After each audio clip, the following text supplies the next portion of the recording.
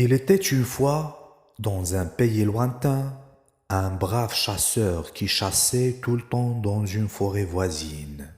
Sa vie dépendait entièrement de ses gibiers. Le chasseur avait une belle femme et un garçon magnifique. Tous les trois étaient très heureux et menaient une vie superbe. Un jour, le chasseur sortit à la recherche du gibier dans la forêt comme d'habitude. Tout à coup, il aperçut une gazelle aux cornes dorées. Vite, il pointa la lance sur la bête et lança. Mais avant que l'arme touche la gazelle, cette dernière sauta sur le chasseur, le frappa avec un coup de corne et lui donna une ruade en plein visage. Le chasseur tomba mort sur le sol immédiatement. La femme du chasseur pleurait des jours et des nuits. En fait, le décès de son mari n'était pas du tout facile. Elle passait des heures et des heures à parler avec son unique enfant de son père et de ses bienfaits. Et à chaque fois, elle saisissait l'opportunité pour le persuader de s'éloigner le maximum possible du métier de la chasse. Les années passèrent et l'enfant devint un homme. Et quoique sa mère essayait pendant toutes ces années de le persuader de ne pas penser à la chasse, le fils avait un sentiment étrange envers le métier de son père. À chaque fois qu'elle regardait les effets de la chasse planqués dans un coin dans la maison, il sentait un désir bizarre d'aller à la recherche du gibier. Un matin, sans prévenir personne, le fils prit l'arc à flèche avec une lance et sortit. En arrivant à la forêt, il entendit le cri d'une gazelle. « Peut-être que c'est la gazelle qui tua mon père, » murmura le jeune homme. Au bout de quelques secondes, une gazelle aux cornes dorées apparut. Le jeune homme se mit vite debout, prit une flèche et avec une vitesse de la lumière la lança vers la bête. La flèche pénétra le front de la gazelle et cette dernière tomba immédiatement sur le sol. La mère oublia ses conseils à son fils et célébra avec lui sa réussite.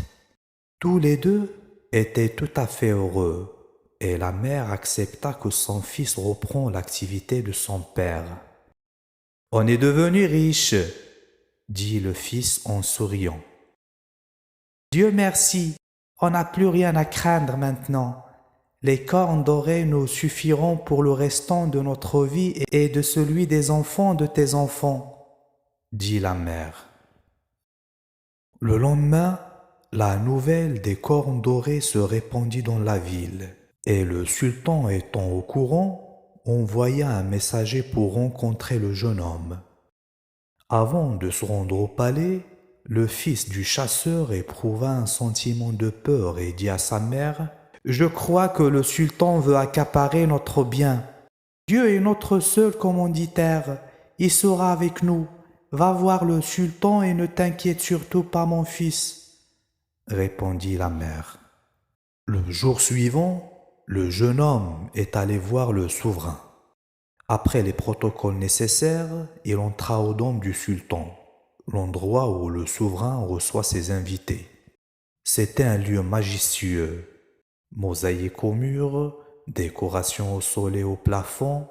Bref, le fils du chasseur de toute sa vie n'a jamais vu un endroit pareil. « Soyez le bienvenu, » dit le sultan. « Je vous remercie, votre majesté, » répliqua le jeune homme. « Eh bien, vous savez l'objet de l'invitation, n'est-ce pas ?»« Pas du tout, votre majesté. On m'a convoqué et me voilà, votre majesté, » dit le jeune homme. « En fait, on m'a parlé de votre gibier, précisément des cornes, » dit le sultan. « Oui, votre majesté, c'était la gazelle qui tua mon père, » répondit le fils du chasseur. « Bon, voilà ce que nous allons faire. Vous allez nous apporter les cornes et en échange, on vous donnera une bonne somme d'argent. Que dites-vous » proposa le sultan. Votre Majesté, vous savez que ces cornes me donnent de l'assurance au sujet de mon père. Moi et ma mère, en les regardant, on se sent que l'âme de mon père se repose en paix, répliqua le jeune homme.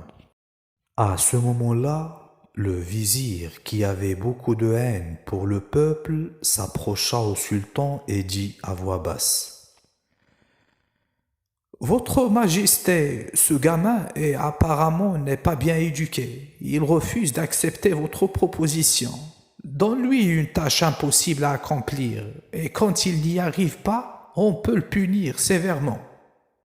Ainsi, et comme la loi de la ville stipulait que le sultan peut demander n'importe quel service à son peuple en contrepartie de sa protection, et sachant que le sultan tyran remplissait tout le temps sa part du contrat, car son armée gagnait presque toujours les raids qui venaient des armées voisines, le sultan indiqua avec sa main à son vizir de s'approcher.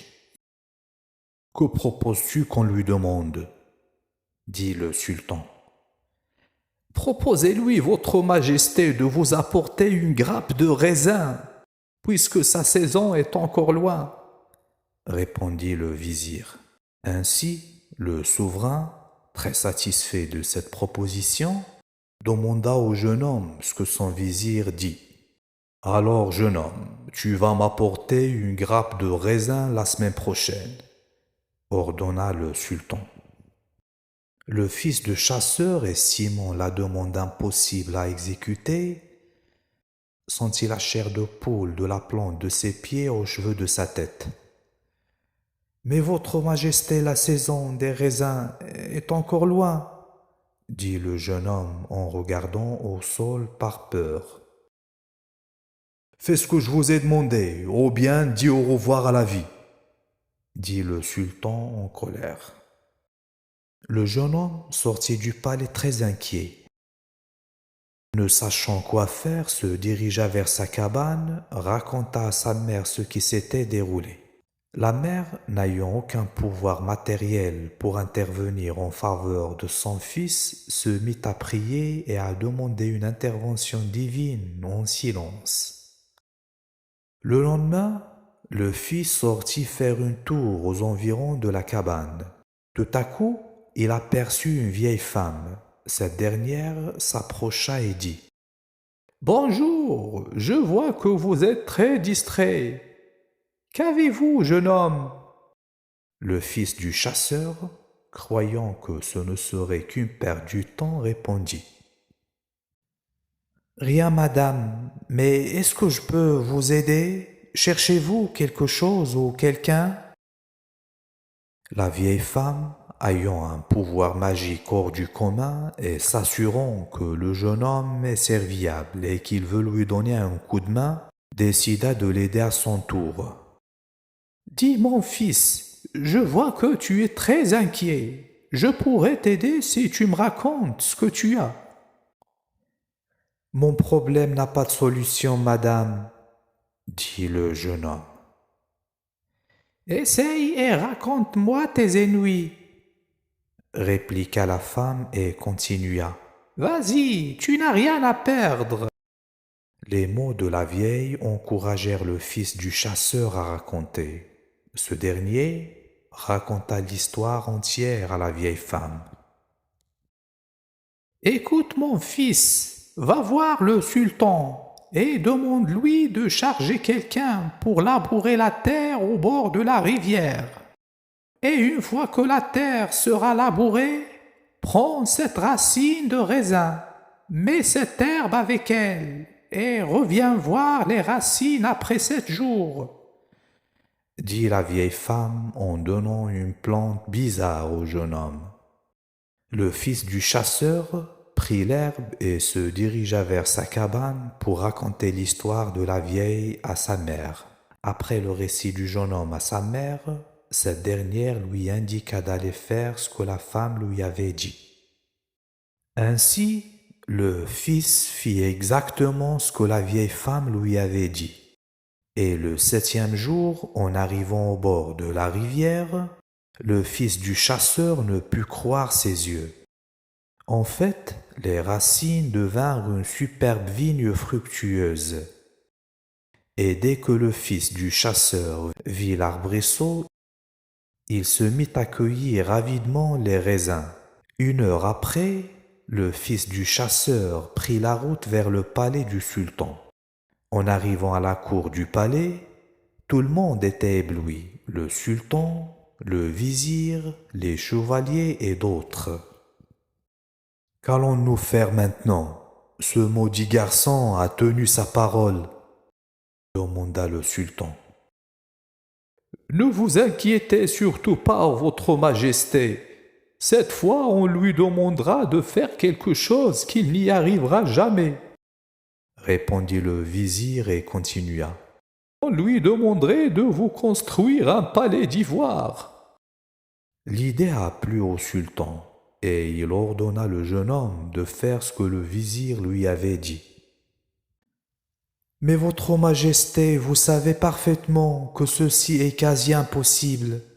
Pour construire ce palais, il me faut une quantité très importante de défense d'éléphants, et je n'y arriverai jamais, dit le fils du chasseur.